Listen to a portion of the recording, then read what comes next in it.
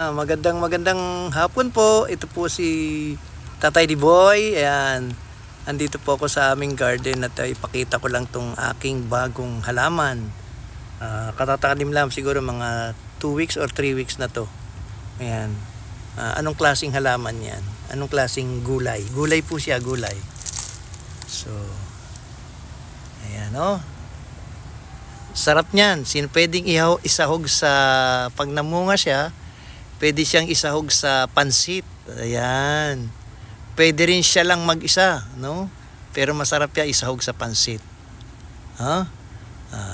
Alam niyo ba kung ano yan?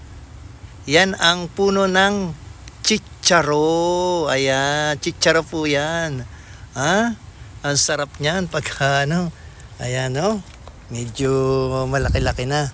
Malapit-lapit ng magbunga, no? Siguro mga 2 weeks pa siguro magbubunga na siya. Hanggang dito siguro lalaki yan. Hanggang dyan, yan, hanggang dyan. No?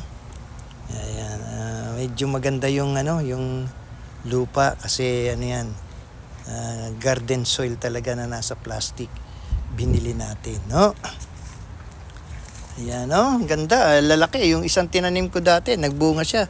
Pero maliliit yung dahon. Ito malalaki. Tapos naglinis ako ng isda. Yung kanyang bituka nilagay ko rin diyan.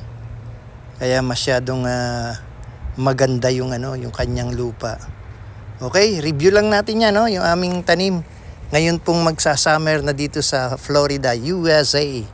So nasira kasi yung mga ibang halaman natin, sayang nga eh.